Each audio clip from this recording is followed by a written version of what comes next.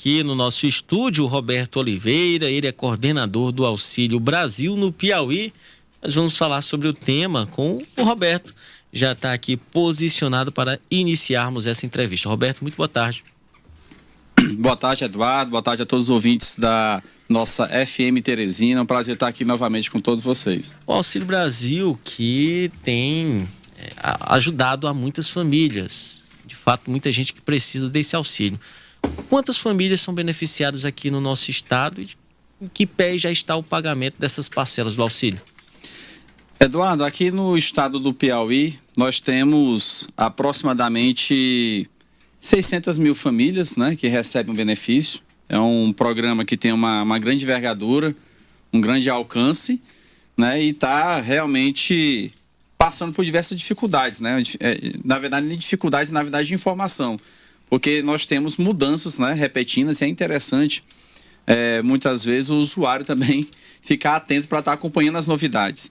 Mas é um programa que veio da mudança, né, do Bolsa Família para o auxílio e nós temos aí um volume de recurso também muito interessante também que chega até as famílias.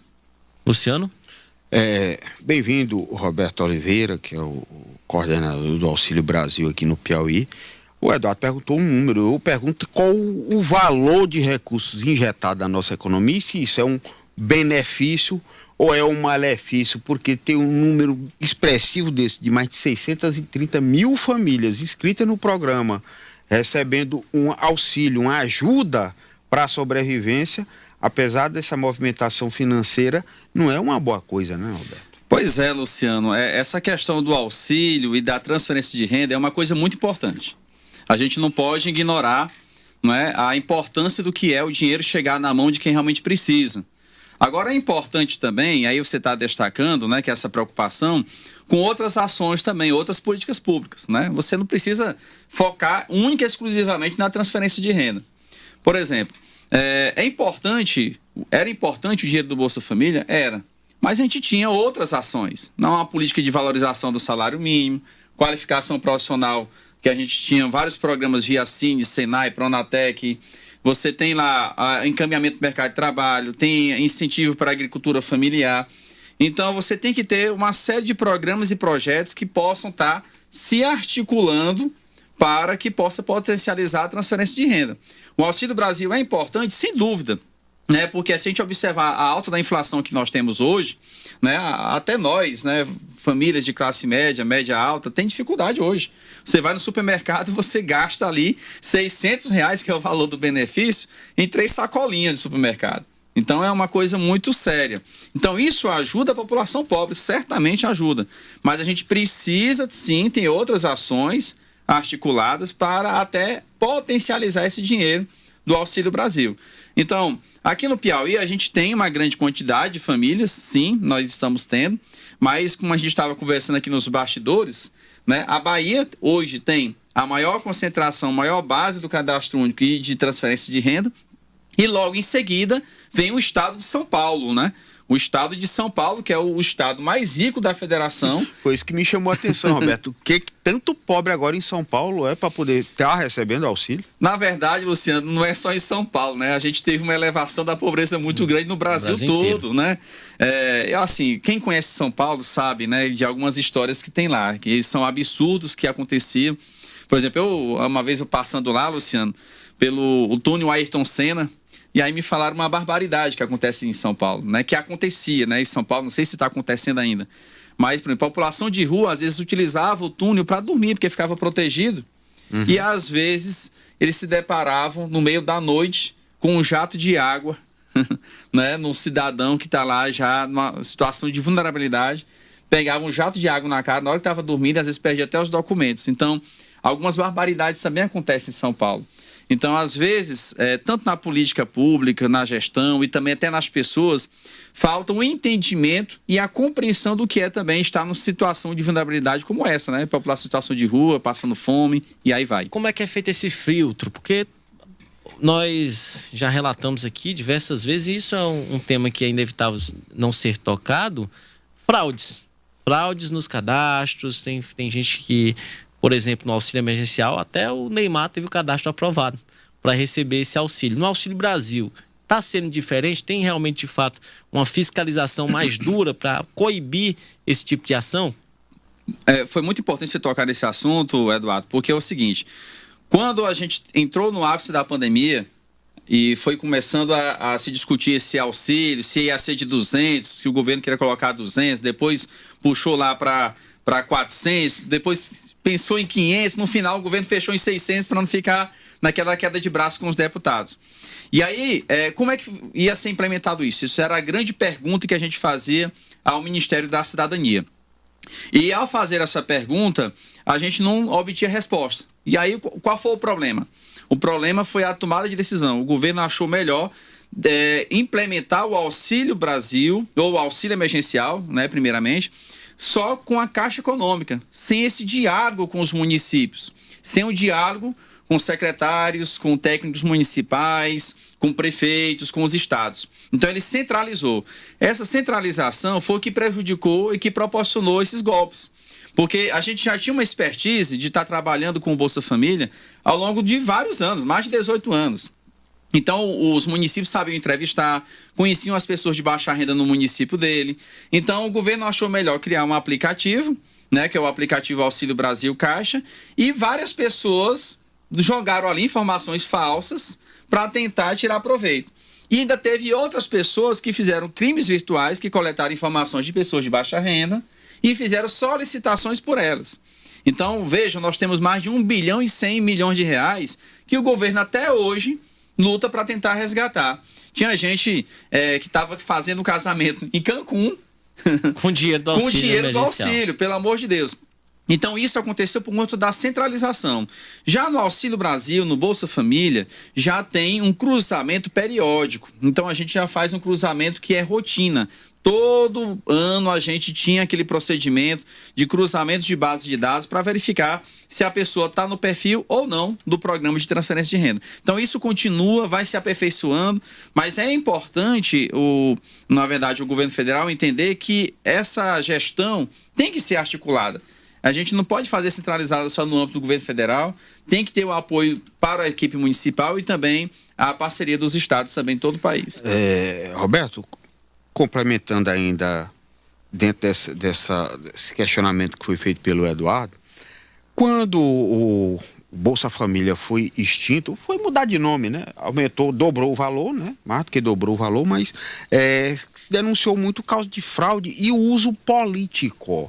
Porque a gestão era feita por um prefeito, por um vereador, era uma liderança lá do município, e muito se falou que era o Bolsa Esmola, que era o Bolsa Voto, o Bolsa Eleição, e melhorou ou piorou agora com essa situação dessas mudanças que foram feitas? Na verdade, Luciano, a gente tem que tomar muito cuidado com essa questão quando se fala assim, aumentou o valor do benefício. Porque a gente tem que aumentar, mas fazer uma correção de acordo com a inflação do momento. Porque veja só, se nós pegarmos hoje o Auxílio Brasil, que está sendo pago hoje, ele está muito aquém do que era o Bolsa Família. Né? Porque na época do Bolsa Família, se comprava até 4 botijões, né? São números que eu tenho aqui, inclusive levantamento da Tereza Campelo, né? Que é ex-ministra do Desenvolvimento Social e Combate à Fome, né, que me passou também essas informações desse levantamento. Então, quando você corrige com a inflação ao longo dos anos, você vê exatamente uma queda muito grande do benefício, né? Então, porque está só pegando hoje os R$600 e comparando de forma separada e isolada com os 190 lá de 2015. Eu e o Luciano estávamos até falando sobre isso faz pouco tempo, porque não dá para comparar quando a gente vai trazer o valor real.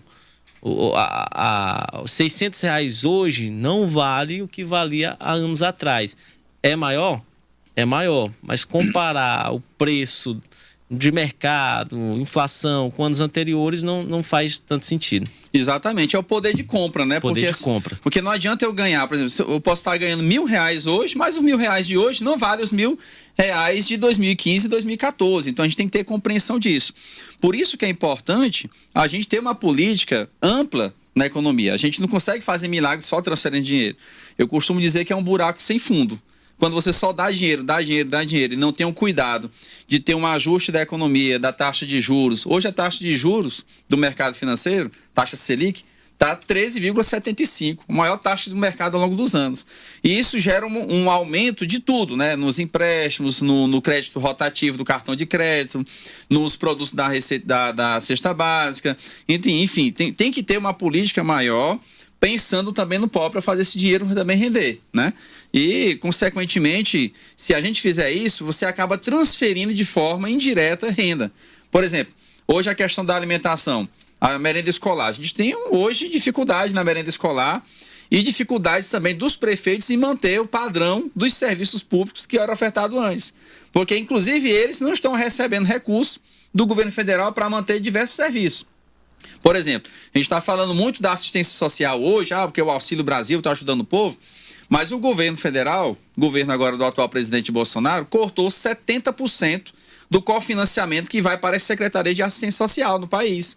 Então, a gente não tem serviço de combate à prostituição, não tem serviço de combate à violência, aquele trabalho que era feito com os jovens, né, para prevenção de riscos também. Você fica com dificuldade, que é o serviço de convivência e fortalecimento de vínculo. Então, você tem que ter uma série de programas e serviços para evitar um dano maior para a população.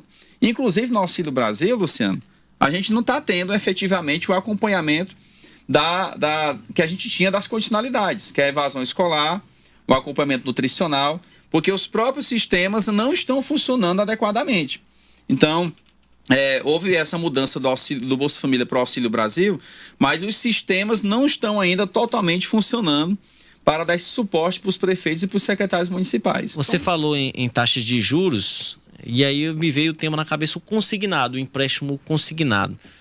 De forma está funcionando aqui no Piauí, as famílias de fato estão buscando esse empréstimo consignado, elas estão tendo a consciência de que vão pegar um valor emprestado, mas vão ter que arcar com um custo final mais alto?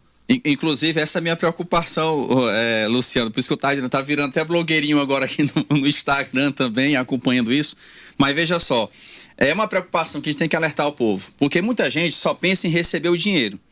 O cidadão que não tem aquela compreensão de como é que funciona o banco, ele acha que vai pegar um dinheiro desse, vai embolsar e, como diz aqui no Nordeste, vai amarrar no rabo do jumento e não vai mais pagar ninguém. A gente toca nesse tema, mas de fato existe gente que não tem essa informação, essa consciência de como funciona. Exatamente. Um sistema de empréstimo. Infelizmente, essa é uma realidade triste. Isso é verdade. E aí por isso que a gente precisa trabalhar a educação financeira no país, né? De orientar a população. Mas esse empréstimo, por exemplo, você tem a possibilidade de pegar um pouco mais de R$2.000 e você ficar pagando uma parcela de R$160 por mês.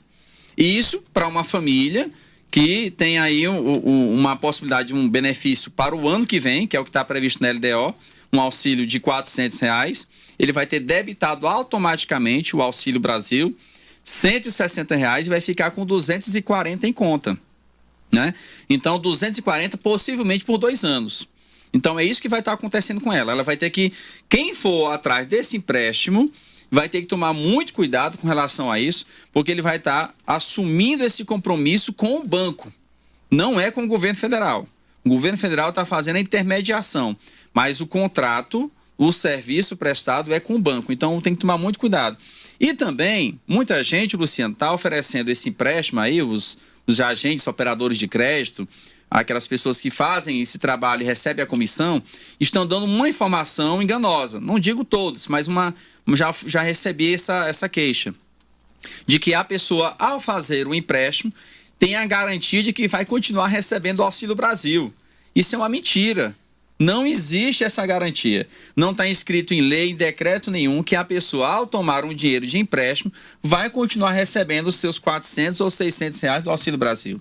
E aí as pessoas ficam enganadas. E o pior de tudo é a taxa de juros, né? Porque ainda é alta a taxa de juros. Então, assim, são vários problemas que estão acontecendo, a não ser... E além disso, ainda tem um fator político, porque tudo isso está acontecendo há poucos dias, 15, 20 dias que foi liberado aí, dia 14, né? O empréstimo já antes das eleições. Quer dizer, existe também essa questão eleitoral que acaba vindo à mesa também por conta da proximidade aí do segundo turno. Agora, Roberto, eu questionava aqui o seguinte, quando o Eduardo perguntou sobre o consignado no Auxílio Brasil, já é um auxílio para uma pessoa que está na hipossuficiência financeira. Exatamente. Como é que você vai fazer o empréstimo e como é que funciona na prática? Por exemplo, eu iria receber o Auxílio Brasil.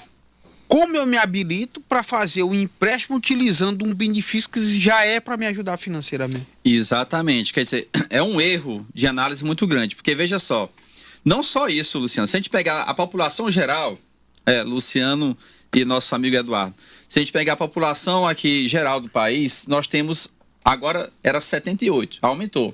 Nós já estamos com 80% da população endividada no país. 80%. A gente também falou sobre esse dado no Piauí. São mais de 400 mil pessoas, né, Luciano? Endividados no nosso estado. Luciano vai já conferir os dados, mas, salvo engano, esse número é um número expressivo. É muito grande, Eduardo. E aí a gente, veja só, nós estamos com essa população no Piauí, mais de 400, esse dado que vocês estão trazendo, mais de 80% de uma população brasileira de mais de 200 milhões de habitantes. Perdão, são mais de 800 mil piauienses. 800 mil piauienses, que dá praticamente um terço da população de 3 milhões e 100 mil habitantes. Quer dizer, é um absurdo. E aí você vem com a população que já está endividada, com inflação alta, taxa de desemprego na casa de 14%, aí você acha de fazer o quê? Dar o tiro de misericórdia, né? Quer dizer, o cara já está praticamente morto, aí recebe o assédio do banco para tomar de empréstimo mais de R$2.000 para pagar praticamente R$4.000 de juros, que vai ser o valor que ele vai pagar no final. Quer dizer, eu digo que é um tiro de misericórdia porque o que tinha que fazer nesse caso aí, no meu ponto de vista, era fazer uma política primeiramente para recuperar essa pessoa, para sair do endividamento, tirar do nome do Serasa, tirar do nome dessa situação de pobreza, para ele ser um consumidor e um produtor em potencial. E não só receber tomado um empréstimo, um dinheiro que ele, em uma semana, um mês, ele gasta esses R$2.000 que ele toma de empréstimo. O objetivo desse dinheiro, né, basicamente, alimentação e remédio? Não seria isso? Então, quer dizer, o Auxílio Brasil, a transferência de renda, já é para ser isso, né? Então, se você toma um empréstimo como esse de R$2.000, uma pessoa de baixa renda, ela vai gastar com aquilo que é básico para ela.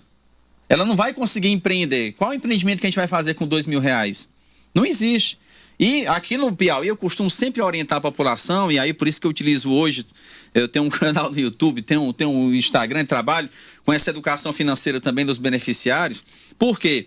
Porque nós temos, por exemplo, o Banco do Nordeste, tem uma taxa de juros muito boa. O Banco do Nordeste está aqui, né? Tem no Piauí, tem em todos os estados nordestinos, está disponível, tem condição de você tomar empréstimo e ter até uma bonificação, que é muito mais vantajoso. Então, e tem a orientação também do técnico, né, que vai estar orientando como gastar, como empreender melhor. Agora, você só pegar um dinheiro com a taxa de juro alta para uma população que já é de risco, que aí a gente também tem que ver também o banco, que vai tomar, tendo até muito prejuízo, porque é um custo também para poder recuperar esse dinheiro. Às vezes a pessoa está inadimplente e vai ter que pagar o sistema uma assessoria jurídica para recuperar o dinheiro, enfim. Então existe toda uma problemática. E fora, né, a questão da motivação também, a pessoa se sente ruim, né, porque está em dívida, não consegue sair, não consegue arrumar um emprego. Então essa questão também motivacional, emocional, psíquica, psicológica, podemos dizer assim, acaba também prejudicando o sujeito, o cidadão, né? Então são vários fatores que é importante colocar à mesa. Roberto, eu não sei se você tem esse número, você falou que são mais de 630 mil famílias que estão recebendo esse auxílio. Eu não sei quanto é que está entrando no estado desse dinheiro, ou desses aproximadamente benefícios. 120 milhões de reais, aproximadamente. Você teria noção de mais ou menos percentual? Onde é que esse dinheiro está indo? Realmente é para alimento, é para o comércio, é para a pessoa comprar remédio? Onde é que está descarregando aí esse dinheiro que está entrando do auxílio? Hoje, Luciano, o dinheiro basicamente ele está indo mesmo para consumo de alimento, né? Então, hoje, a grande maior parte do recurso do Auxílio Brasil está indo mesmo para a alimentação, né? A gente tinha aquela questão de a pessoa comprar mais um vestiário, uma roupinha, um vestuário, perfumaria. Teve um momento sim, mas hoje com a crise a gente observa que basicamente é a alimentação, né? Então a gente estava até vendo aqui que a questão da alimentação escolar. A gente teve um corte da alimentação escolar, então diminuiu também. Com essa diminuição, acaba que os pais têm que reforçar a alimentação do filho que vai para a escola. Então você tem que ter um investimento maior ainda daquilo que ele já era acostumado a fazer. Eu vou lhe justificar porque que eu fiz essa pergunta, porque a gente viu vários vídeos quando estavam fazendo aquelas filas imensas na porta da Caixa Econômica, o povo para receber o Bolsa Família, aí saía contando aquelas notinhas de 100. Ó, papai Bolsonaro, vou fazer um churrasco. Auxílio emergencial. Vou comprar cerveja pro final de semana. E ainda lá no Bolsa Família, a gente tomou conhecimento em várias denúncias de que o fulano deixava o cartão na boca de fumo para comprar droga. Isso. Até que ponto a fiscalização hoje está acompanhando isso para evitar esse desvirtuamento, essa distorção no uso desse dinheiro? Nem para fazer o churrasco e comprar cerveja e nem para usar para comprar droga. Na verdade, Luciano, fica um pouco difícil você ter o total controle de um programa como esse, que alcança, só no cadastro único, nós temos mais de 26 milhões de famílias cadastradas. 18 milhões de famílias contempladas. Eventualmente, você vai ter na faixa aí do 1%, 2%, que os dados, segundo o IPEA, coloca que em média de 3% era o total de pagamentos indevidos no Bolsa Família. Mas veja só, 3% do universo de aproximadamente 18 milhões de famílias. Quer dizer, é muito pouco em relação ao universo dele. E aí esses casos, por exemplo, de drogas, aí a gente é um caso bem pequeno, pontual, mas tem uma grande comoção e repercussão na mídia quando aparece. E nesse caso, a gente aciona os conselhos tutelares. Por quê? Porque o beneficiário principal é a família. Prioritariamente é a mulher, chefe de família, que tem que estar com o benefício. E na ausência, no caso de um responsável familiar, fica um maior de 16 anos. Isso é a possibilidade. Agora, se alguém for pego utilizando o benefício, por exemplo, um pai, uma mãe que é viciado em drogas, deixou o cartão lá penhorado na boca de fumo, isso é fácil da própria prefeitura fazer a transferência de um cartão daquela pessoa para outra pessoa responsável na família, para proteger o direito da criança e do adolescente. Então, existem mecanismos, para a gente combater isso e evitar que isso realmente aconteça. Roberto, a Rosivânia está perguntando se ainda estão fazendo a inscrição do auxílio no CRAS. Sim. Essa inscrição é de Vânia, né? É Rosivânia. Rosivânia, viu, Rosivânia? Essa inscrição ela é permanente.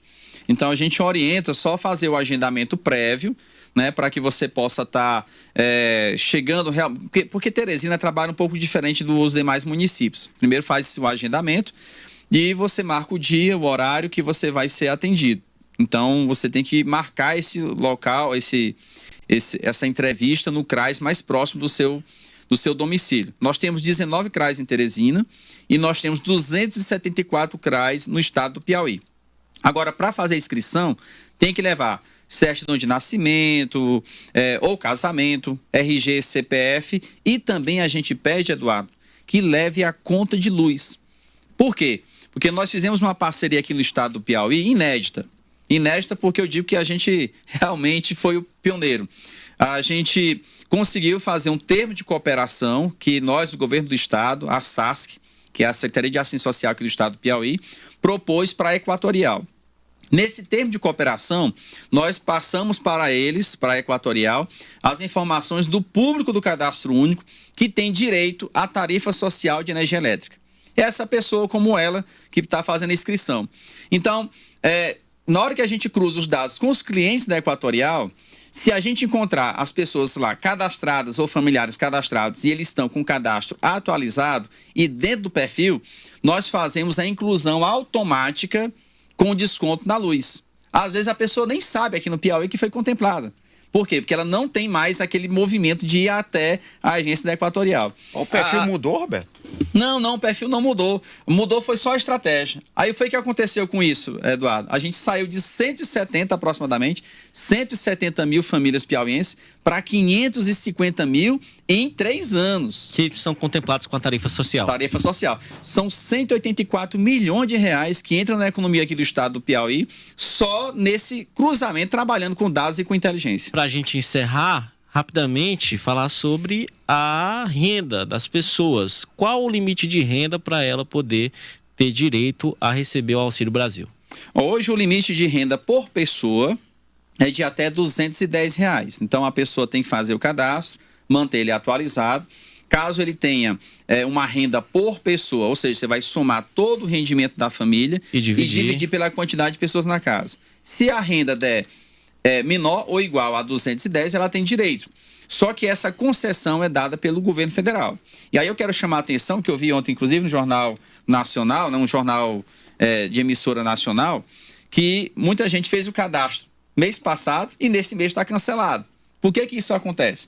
Acontece porque existem reavaliações todo mês. Então é importante entender que o Auxílio Brasil não é um programa continuado. Você pode estar nesse mês, no outro você pode não ter mais benefício.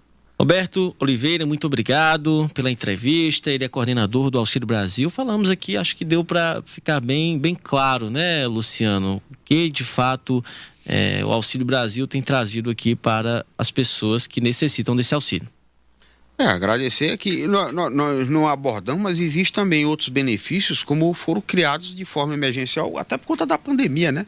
Teve para o taxista, teve para o motorista de caminhão, teve para uma série de outros também segmentos, exatamente para tentar minimizar os efeitos aí desse período. E agradecer aqui a presença do Roberto, que informações bastante esclarecedoras a respeito do Auxílio Brasil. Muito bem, Roberto, muito obrigado.